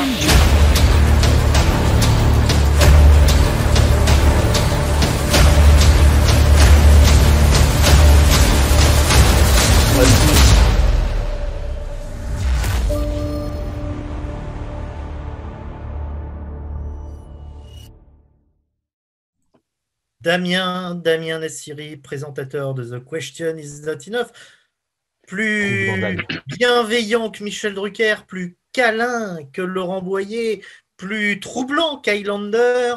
Damien, un petit mot sur l'épisode 2? Plus sexy que Jean-Pierre Foucault, déjà, je l'espère, tout du moins. Moins beau, sur l'épisode 2. Oui, sur l'épisode 2, eh ben oui. Alors d'abord, l'épisode 1, merci beaucoup pour tous vos retours. Merci de nous avoir suivis. Merci pour vos remarques qui étaient très instructives. On a corrigé les petites erreurs, tout ça. C'était à ça que servait cette émission. Et oui, l'épisode 2, on va retrouver Lucas et Victor qui vont s'affronter. C'était un super match. Il y avait du niveau des deux côtés. Je ne dirais pas qui a gagné, mais voilà, c'était avec énormément de plaisir. Ils ont tous signé. Ils ont tous signé une clause de confidentialité. Exactement, parce qu'on sait les gagnants, on connaît les gagnants des 2 prochaines émissions, et on a tous un contrat de confidentialité, mais qui est, on ne pourra rien dire parce qu'il est un mot de plus et je vous fais abattre. Mais non, c'était une super émission. Je pense qu'on a pris tous beaucoup de plaisir à la faire et on va prendre tous beaucoup de plaisir à la regarder avec vous mercredi prochain à 20h. Je serai devant la télé, je regarderai vos commentaires, je répondrai à tout le monde. Je pense qu'on sera plusieurs dans ce cas-là. On va passer un bon moment ensemble mercredi prochain à 20h. Et voilà, une rencontre tous les mercredis qui soit en direct ou en différé, mais toujours interactive. Et justement, parlons d'interaction. Jessie, en grand fan de jeux vidéo bondien, tu nous as préparé un sujet, mais quel sujet ta vidéo? Hommage à Damien. Hein. On a parlé la dernière fois de Bloodstone, Daniel Craig. Là, il était temps de parler de Pierce Brosnan. C'est sûrement celui qui a été le mieux représenté dans les jeux. Et là, en gros, je vais présenter le jeu qui, à mes yeux, est le plus abouti, surtout quand on est fan de James Bond et qu'on aime cette saga, c'est quelque chose d'abouti. Et vous allez pouvoir le découvrir dans la vidéo si vous n'avez pas eu l'occasion de déjà jouer à ce jeu. Eh bien, on découvre ça tout de suite. C'est à toi.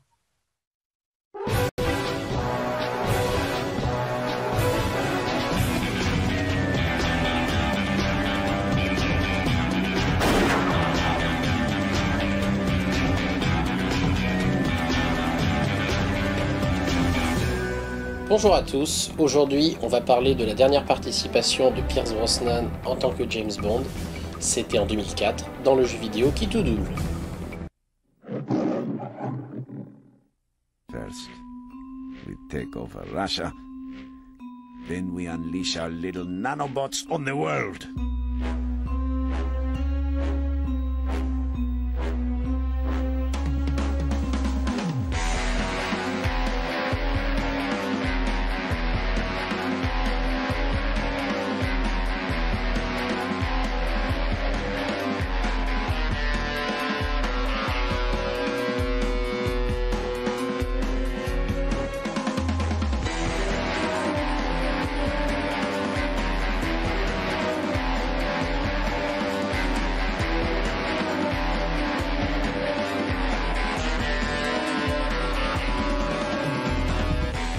tout double est donc un jeu vidéo qui est sorti en 2004, développé par Electronic Arts et qui était sorti donc sur les consoles de l'époque, Xbox, PlayStation 2 et Nintendo GameCube.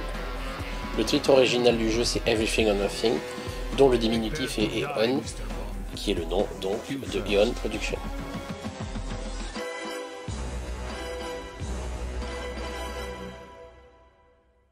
And what about us?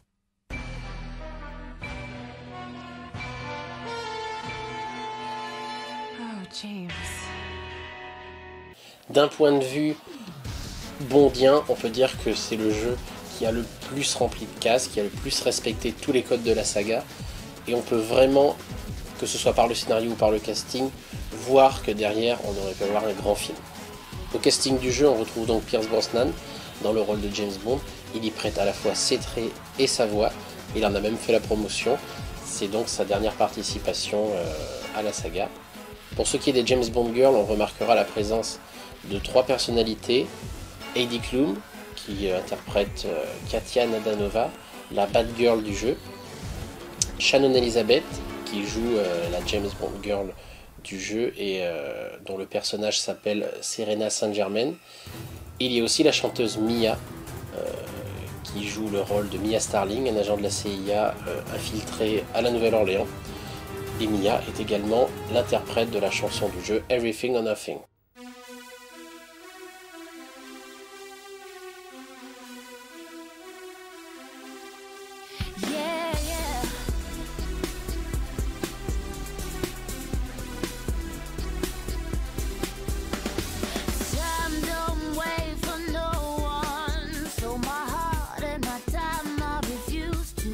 Du côté MI6, on peut noter le retour donc de Judi Dench en M et de John Cleese en Q.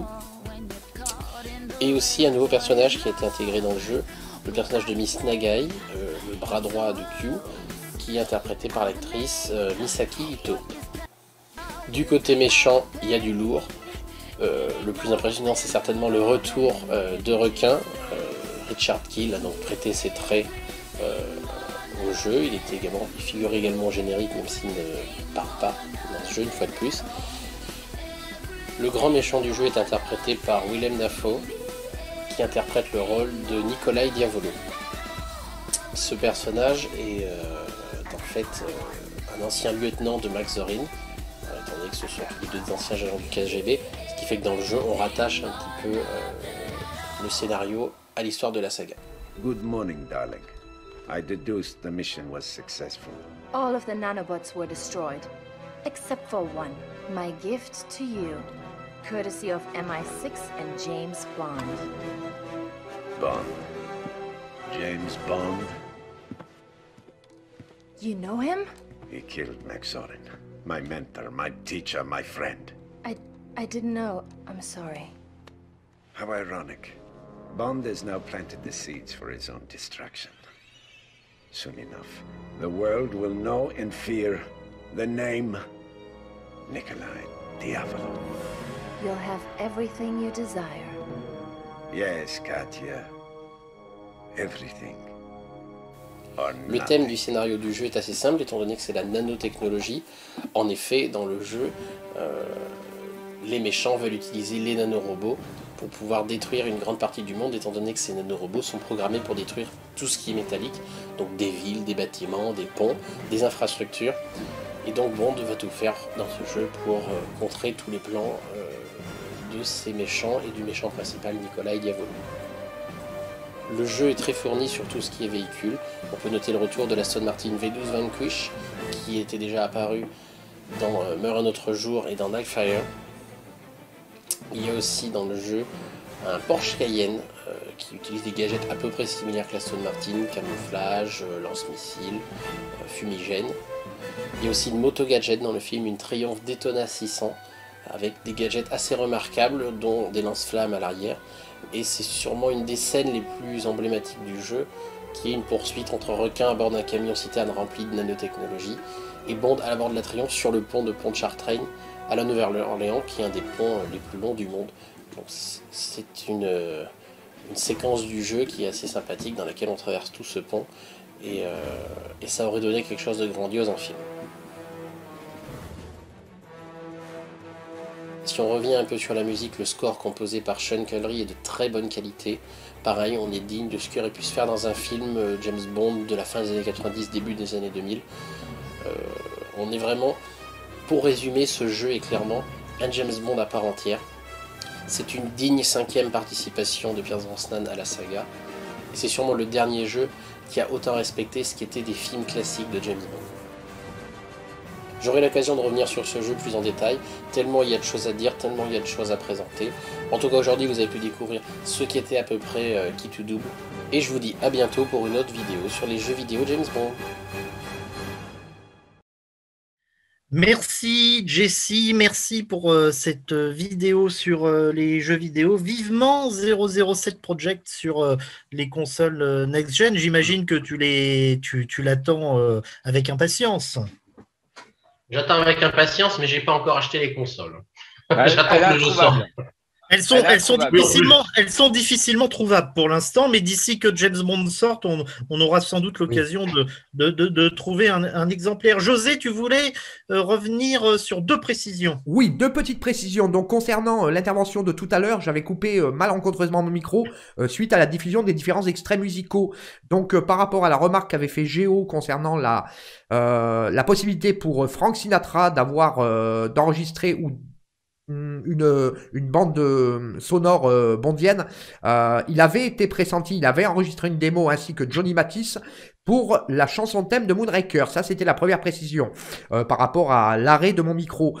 Deuxième précision, donc depuis avant-hier, nous avons désormais une page Instagram, Planète 007, gérée par monsieur Damien Nassiri. Et nous avons un compte Twitter, @007planète, histoire de varier les plaisirs, géré par moi-même. Eh bien, parfait. Bravo pour vos pages et pour ces nouveautés. Pour ces nouveautés, je tiens à préciser, pour ceux qui nous suivaient sur l'ancienne page Instagram Planète 00, Live and Let Live Planète 007, pardon, que le compte est fermé et que maintenant il faut suivre la page de Damien. Tu nous redis l'adresse, Damien? Insta Planète 007. Eh bien, c'est parfait. Voilà. C'est parfait, merci beaucoup. Est-ce qu'il y a des réactions sur les jeux vidéo? Il y a eu une réaction de la part de Victor Leblanc. Le jeu de mon adolescence, mais j'ai préféré Nightfire qui trouvait plus marrant. Voilà. Et sinon, on félicite tous Jessie pour son magnifique chat. On dirait Blofeld un peu. Octopussy, son nom. Ouais, c'est ça. Ah, il s'appelle Octopussy? Oui, c'est son vrai nom. C'est un Maine Coon? Oui. C'est magnifique, Maine Coon. Bravo. Bravo. Est-ce que tu l'appelles de la façon de Louis Jourdan? Octopussy. Non, sans réponse. On fait qu'à sa tête. Damien, merci, troublant chroniqueur. Aujourd'hui, c'est le grand retour de 007 Corsica, alias Paul-François Benigni. J'espère que vous serez harponné par la pièce de sa collection qu'il nous présente ce soir. Et qu'est-ce qu'on dit pour lancer la vidéo de Paul-François? On ne l'a pas fait il y a 15 jours. Let's go! Chers amis mondiens, bonsoir. Aujourd'hui, on se retrouve dans Live It Live pour ma rubrique Le Labo de 007 Corsica. Alors, ce soir, je suis parmi vous pour vous montrer une pièce très très rare qui est ceci. J'espère que vous l'avez reconnu. C'est l'arpon utilisé par James Bond dans Opération Tonnerre. C'est l'arpon utilisé par James Bond dans la scène Bahamas avec Domino. Il l'utilise pour tuer un homme de main de Largo et un harpon de la marque Jaguar, un harpon CO2 qui est très difficile à trouver, même si vous le trouvez sur eBay. J'espère que vous avez un bon compte en banque parce qu'il est très cher aujourd'hui. En général, on le trouve dans des ventes aux enchères. Il m'a été vendu par notre ami Luc Leclèche et il est très rare. Maintenant, vous pouvez trouver une réplique de cet harpon en jouet. Alors, bon live et à dans 15 jours pour ma rubrique Le Labo de 007 Corsica. Merci Paul-François Benigni alias 007 Corsica, émission un petit peu spéciale collector entre Lucas Brignoni et Paul-François Benigni. D'ailleurs, Lucas, est-ce que tu as eu des contacts avec Paul-François sur vos collections? Est-ce que vous échangez tous les deux? Ouais, je lui ai déjà parlé on a discuté de ce que j'avais, ce que lui il avait. Il m'a demandé si je pouvais refaire des objets pour lui. Et ouais, il a pas mal d'objets lui aussi. Il a une belle collection. Il a une belle collection et puis il en fait fabriquer également. En tout cas, merci Paul-François. À dans 15 jours. Et non, même à dans un mois, parce que la semaine prochaine, c'est Lucas qui fera une. Dans 15 jours, vidéo. c'est Lucas. Dans 15 jours, c'est Lucas. Donc dans un mois, à dans un mois, Paul-François, merci. Et vous pouvez retrouver Paul-François sur sa page 007 Corsica sur YouTube et sur Facebook, sur son groupe James Bond Will Return. On se retrouve tout de suite pour le grand débat et la dernière partie de notre émission. À tout de suite.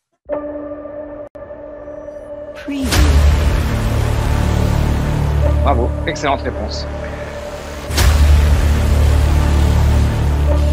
Ok, donc pas très loin de chez moi.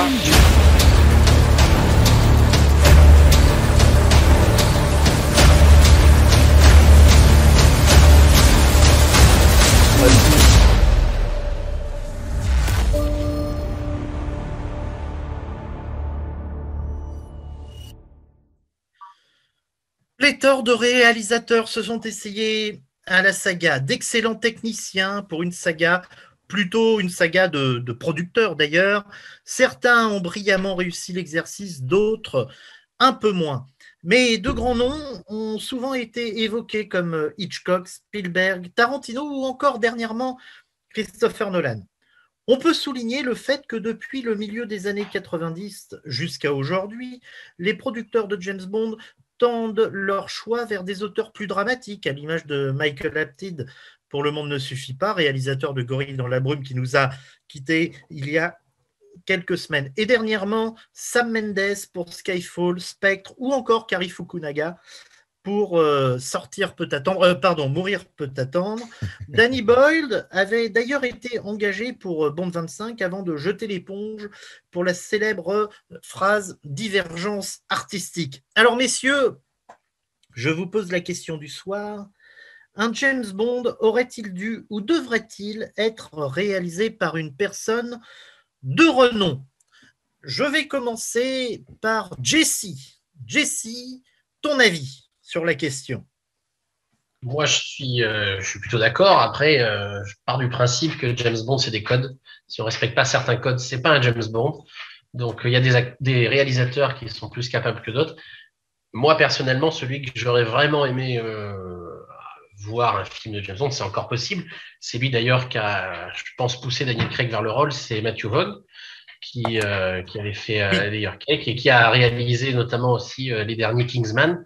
Je pense que c'est quelqu'un qui saurait s'approprier les codes, qui saurait faire des films fun, peut-être des films qu'on aimerait voir, revoir et revoir.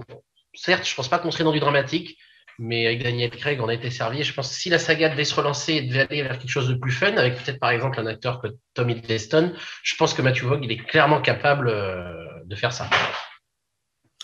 Oui, Matthew Vaughn, comme tu l'as dit, réalisateur de Layer Cake, qui est le film qui a fait découvrir d'ailleurs, il me semble, Daniel Craig à Barbara Broccoli et Michael J. Wilson. Et c'est grâce à ce film qu'il a sans doute d'ailleurs obtenu le rôle de James Bond. Lucas, qu'en penses-tu?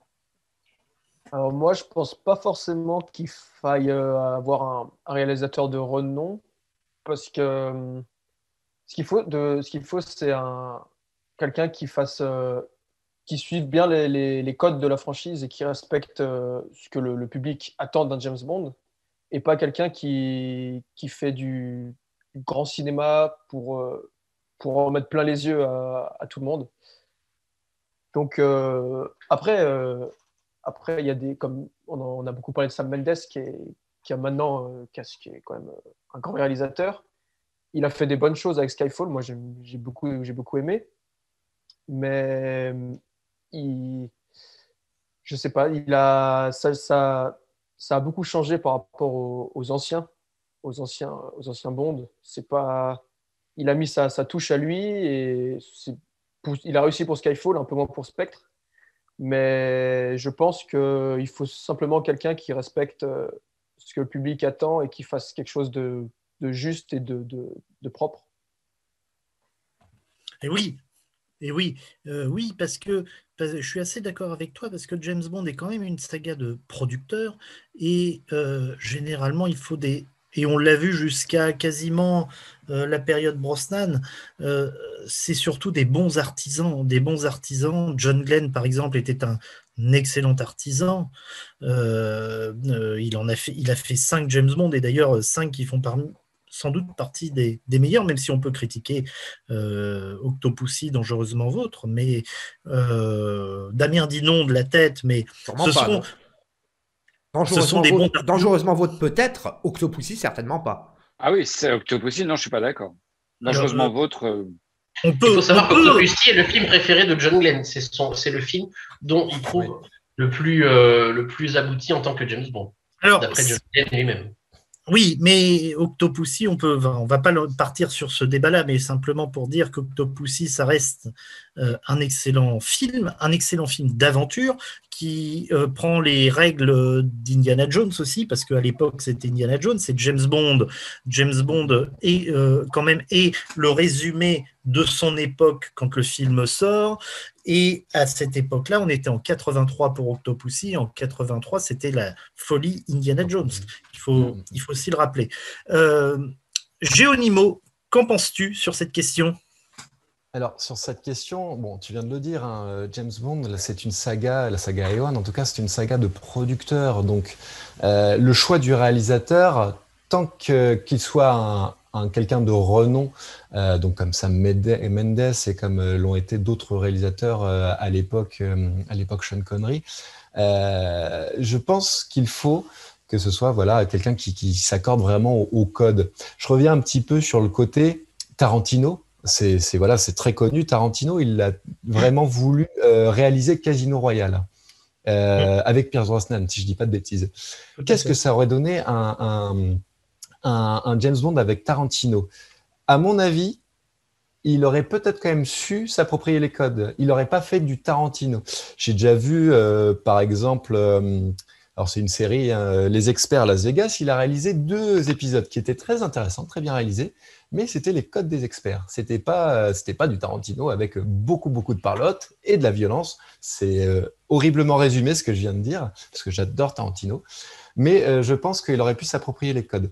Et quid de Spielberg? Spielberg est arrivé en 80, après Moonraker. Donc, il était jeune réalisateur, entre guillemets. Il avait E.T., il avait d'autres bons films, mais il n'avait pas encore fait les Indiana Jones et tout ce qui était très connu de sa part. Qu'est-ce que ça aurait donné s'il avait fait un Bond? Je me pose vraiment la question. Ça aurait peut-être été très intéressant. Donc, je suis pas contre. Et on a eu, justement, tu l'as dit, des réalisateurs de renom comme Sam Mendes. Et j'étais content de ce qu'il a fait sur Skyfall, sur Spectre, un petit peu moins en effet. Alors, pour revenir sur le projet Casino Royale de Tarantino, comme dirait Saucine, je vais paraphraser Saucine un petit peu, je vais y mettre ma touche personnelle. Saucine dit qu'il y a 3 choses qu'il adorait dans le projet Tarantino, c'est Tarantino, Brosnan, Casino Royale. Et je rajoute Uma Thurman, parce que théoriquement, d'après ce qu'on savait, Uma Thurman était prévue pour jouer Vesper. Et c'était un James Bond qui devait se dérouler dans les années 60, d'après les informations que l'on a eues. D'ailleurs, Tarantino a toujours essayé de rentrer dans certaines franchises pour faire ce qu'il aime, parce que Tarantino, c'est un fanboy à la base. Tarantino est fan de James Bond, Tarantino est fan de cinéma, ça on le sait bien, et Tarantino a essayé l'année dernière, ou il y a 2 ans, de pouvoir réaliser le prochain Star Trek également. Et à chaque fois, il rentre dans les projets, mais à chaque fois, il se fait un petit peu sortir, parce que bon, il a quand même sa personnalité, Tarantino. Et effectivement, avant de passer la parole à José, effectivement, Sam Mendes est un réalisateur de renom. Il a réalisé Skyfall. Qu'on aime ou pas Skyfall, niveau réalisation, Sam Mendes a apporté quelque chose. Ce qui n'est pas forcément le cas sur Spectre. Ça, on pourra en débattre une autre fois. Mais si on peut dire la question telle qu'elle a été posée, oui, il y a déjà eu un réalisateur de renom. Sam Mendes est un auteur, est un réalisateur qui a de la personnalité. Donc, il y a déjà eu un réalisateur de renom en la personne de Sam Mendes. Maintenant, et Danny Boyle devait réaliser Bond 25. Danny Boyle est un réalisateur de renom. Et on voit comment ça s'est terminé. Pour divergence artistique, c'est toujours la célèbre excuse, entre guillemets, quand on sort ça. José, ton avis? Moi, je pense, à titre personnel, que s'adosser pour un bon film à un réalisateur de renom serait pour moi une simple coquetterie. Et je m'explique. Déjà, il faut s'entendre sur ce qu'on considère comme un réalisateur. Est-ce qu'on recherche quelqu'un qui aime abuser des effets de caméra, un petit peu à l'instar d'un John Woo à l'époque de sa période hongkongaise, ou est-ce qu'on recherche un directeur d'acteurs, un petit peu comme Bernardo Bertolucci? Moi, je pense que les Bonds n'ont ni besoin de l'un, ni besoin de l'autre. Les Bonds ont besoin simplement de bons techniciens et quelqu'un qui ne déforme pas des codes qui sont déjà établis. Le Bond film n'a pas besoin de gadgets de réalisation, d'accessoires, etc. Un Bond n'a pas besoin d'un J.J. Abrams à la réalisation qui abuse des lance flares, etc. Tout ça, c'est du gadget, c'est de la perte de temps, c'est complètement ridicule et ça risquerait en plus de dénaturer la série. Maintenant, si on revient historiquement un petit peu en arrière, et je pense que... Attends, José, J.J. Abrams, est-ce qu'on peut le mettre dans les réalisateurs de renom? Oui, maintenant, oui, je pense. Oui. C'était peut-être pas forcément le cas il y a 10 ans, mais oui. Maintenant, moi, je voudrais revenir un petit peu plus tôt dans les années 60, et effectivement, à l'instar de Géo qui se pose la question de savoir ce qu'aurait pu donner Spielberg dans l'équipe Brocoli, je me pose la question de savoir ce que Hitchcock aurait pu faire de romans comme Bon baiser de Russie. Tout à fait. On peut se poser la question, malheureusement, on va pas refaire l'histoire, on ne peut pas anticiper les choses. Par contre, je reste convaincu d'une chose, c'est que des bons techniciens, un petit peu à l'instar d'un Lewis Gilbert, d'un John Glenn, ça me navre d'être obligé de le dire, mais aussi Guy Hamilton, je pense que Peter Yates, dans les années 70-80, aurait très bien pu faire l'affaire. Pour ceux qui ne savent pas de qui il s'agit, c'est le réalisateur de Bullitt. Il excelle dans la réalisation de scènes d'action.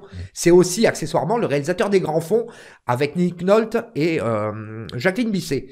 C'est-à-dire aussi un réalisateur de films d'aventure. Je pense que ça, c'est l'archétype du bon technicien qui aurait pu parfaitement coller à l'esprit de la saga. Maintenant, quand c'est à s'adosser à vraiment des grands noms et des personnes qui veulent marquer le cinéma par leur empreinte visuelle, je reviens sur ce que j'ai dit. Je ne pense pas que ça soit utile et même que ça soit souhaitable. Parfait. Damien, ton avis? Difficile de passer derrière José.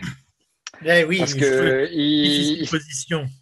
Difficile position, troublante position. Mais ce que je dirais que non. Ce que je dirais très sincèrement, c'est que je ne crois pas. Je suis entièrement d'accord avec tout ce qu'a dit José, point par point. D'abord, je ne suis pas un fan, par exemple, de Tarantino. Beaucoup trop violent. Je vois pas ce qu'il pourrait apporter à la saga. Je pense qu'il y mettrait tellement sa sauce. Et ils veulent tellement y mettre leur sauce qu'on perdrait l'essence même de James Bond. Pour revenir sur Sam Mendes, effectivement, il a eu l'Oscar du meilleur film avec American Beauty et il a fait un très bon Skyfall et il a fait un Spectre très moyen. On voit qu'il est allé un petit peu à reculons. Danny Boyle, on voit ce que ça donnait. On a voulu mettre quelqu'un qui a certainement, alors je peux me tromper, divergence artistique, oui, mais il a voulu certainement y mettre son truc, montrer que c'était lui le patron, et il se met à un mur, puisque les James Bond, quoi qu'on en dise, quoi qu'on en fasse, c'est géré par la famille Broccoli, c'est eux les vrais patrons. Et je crois. Danny Boyle, excuse-moi, mais il faut le dire quand même, Danny Boyle, quand on voit ses films, visuellement, on reconnaît un film de Danny Boyle. Danny Boyle, visuellement et niveau mise en scène, on reconnaît au premier coup d'œil un film de Danny Boyle, comme un film de Nolan, comme un film de Tarantino. Oui. On reconnaît visuellement, même Sam Mendes, Sam Mendes, 1917 Skyfall ou même Spectre, on reconnaît visuellement la n'a Et pas la du permission. réalisateur. Ce qui n'est pas le cas, on a eu le débat avec Laurent Perriot, et je tiens à le dire parce que on parlait de Martin Campbell cet après-midi quand Oui. on a posé la question aux membres. Martin Campbell, qui est un excellent réalisateur, mais qui est un yes man avec de la personnalité, à mon sens, un film avec Martin Campbell, nous, on arrivera peut-être à le reconnaître, mais le grand public arrivera-t-il à dire, tiens, je vais aller voir un Martin Campbell? Non, Oui. assurément. Non, assurément. Il dira, j'ai été voir, ah bah oui, Martin Campbell, il a réalisé GoldenEye, Casino Royale et Le Masque de Zorro. Oui, Mais tu ne vas pas dire, on va voir un Martin Campbell, on va voir un Tarantino, on va voir mais un Danny Boyle. ce que tu dis, on va voir un Mathieu. Danny Boyle. Oui, mais attends, je voudrais juste finir mon Vas-y, propos. vas-y, ouais. Mais en fait, on s'en fout. Parce que moi, je ne vais pas voir un Tarantino, je ne veux pas voir un Sam Mendes, je veux voir un James Bond. Exactement. Bah, en fait, c'est ce que j'allais dire. Donc, Martin Campbell a relancé 2 fois la saga avec GoldenEye et avec Casino Royale. Ces films sont excellents. Je veux dire, ils sont excellents par le scénario, mais ils sont par la réalisation. Je veux dire, les scènes d'action sont fluides, on comprend tout, c'est bien monté. Donc tout va bien. Moi, je ne m'en fous d'avoir un mec plein d'ego qui va vouloir, parce qu'il s'appelle Tarantino, parce qu'il s'appelle Danny Boyle, parce qu'il s'appelle machin, il va falloir qu'il fasse mieux que tous les autres. Mais c'est pas ce qu'on lui demande. Ce qu'on demande à un réalisateur de James Bond, c'est de faire le job. Ce qu'on veut, c'est un gun barrel à la bonne place. Ce qu'on veut, c'est de la bonne musique. Ce qu'on veut, c'est des bonnes scènes d'action. On veut que les images soient fluides. On veut voir un bon film et on veut pas d'ego. Et on voit bien ce que ça a donné avec Danny Boyle. Si Danny Boyle avait pas été choisi pour réaliser Bond 25, eh ben on l'aurait déjà vu parce qu'on n'aurait pas eu les 6 mois de retard dans la vue. Il serait sorti avant le Covid et aujourd'hui, on l'aurait vu mourir peut attendre. Alors, et on l'aurait en Blu-ray. Merde. Et on l'aurait déjà en Blu-ray et je l'aurais déjà vu 150 fois. Alors, et même au-delà de ça, moi, il y a quand même une question qui m'interpelle et on l'a vu malheureusement, et vous allez dire que je tape toujours sur le même clou, mais la rare fois où Eon s'est tenté à un réalisateur un petit peu original, ça a été Mark Foster et on a vu le désastre graphique qu'est Quantum of Solace. Ben oui, on aura le débat sur Quantum of Solace dans une prochaine émission. Et j'ajoute, en matière de réalisateur, on a évoqué Hitchcock dans les années 60, on a parlé éventuellement de Tarantino pour Casino Royale, on peut parler de Christopher Nolan, mais pourquoi pas Philippe Clair pour avoir réalisé Moonraker? Non, ça n'aurait strictement aucun sens. Des réalisateurs de renom n'apporteraient rien à la saga. J'en reste convaincu. Je suis entièrement d'accord avec toi. Je suis assez d'accord et justement, question avant de clôturer le débat, qu'est-ce que vous en pensez depuis que Barbara Broccoli a repris les rênes de la saga, depuis réellement Le Monde ne suffit pas en 99, elle a voulu excellent film au demeurant. Excellent film, tout à fait. Elle a voulu rendre Bond beaucoup plus humain et a cherché à chaque James Bond des réalisateurs auteurs ayant une personnalité dramatique pour la réalisation de chaque James Bond. Michael Apted pour Le Monde ne suffit pas, Lita Maori qui avait fait Un couteau tiré, elle a repris Martin Campbell effectivement pour relancer la saga comme il avait relancé la saga en 95 avec GoldenEye. Pour Quantum of Solace, elle a pris Mark Foster. Skyfall, sur conseil de Craig, elle a pris Sam Mendes qui a réalisé Spectre. Et ensuite, évidemment, pour Bond 25, Danny Boyle. Et puis ensuite, Kari Fukunaga. Pensez-vous que c'est une erreur ? Rétrospectivement, je dirais non, parce que les films ont quand même des qualités qui sont indéniables, des qualités d'écriture, des qualités de réalisation, etc. Maintenant, il ne faut peut-être pas mettre sur le même pied les noms qu'on a cités avec quelqu'un comme Michael Apted qui, là encore, n'est quand même pas un réalisateur qui déborde d'idées géniales de réalisation. Michael Apted, c'est pas John Woo, c'est pas on abuse des ralentis, des effets de caméra, des travelling, etc. Les colombes qui s'envolent, etc. Non, on n'est pas du tout là-dedans. Michael Apted est un réalisateur très académique, comme l'est d'ailleurs Lita Maori. Très académique et très terre à terre quand on voit... il a été pris parce qu'il avait fait un succès avec Gorille dans la brume, qui est son film le plus connu, et qui la volonté sans doute des producteurs d'être un peu plus introspectif et fouiller dans les personnages du film, et qui, on le voit depuis Le Monde ne suffit pas, ça reste ma théorie. Je vois que Laurent Perriot me dit sur Barbara Broccoli, Mathieu Pariot, non, Barbara, elle est réellement aux commandes depuis 95. Cubi Broccoli était déjà loin de tout ça, même en 89 sur Permis de tuer. Elle a beaucoup pris le dessus sur le tournage au Mexique, notamment c'est elle qui a produit effectivement toute la scène de camion dans Permis de tuer en 89. Mais peut-être que psychologiquement, maintenant que Cubi, son papa, malheureusement était décédé, elle a pris les rênes de la saga vraiment à 200% en 99, et à partir de 99, et ça reste mon avis personnel, mais quand on voit la relation de Bond avec M qui est beaucoup plus fouillée, même qu'on puisse la critiquer ou pas, hein, je suis le premier à la critiquer, mais on a vu un remake de la relation entre Bond et M qu'il y avait eu dans Le Monde ne suffit pas, dans Skyfall, qui a été beaucoup plus développé.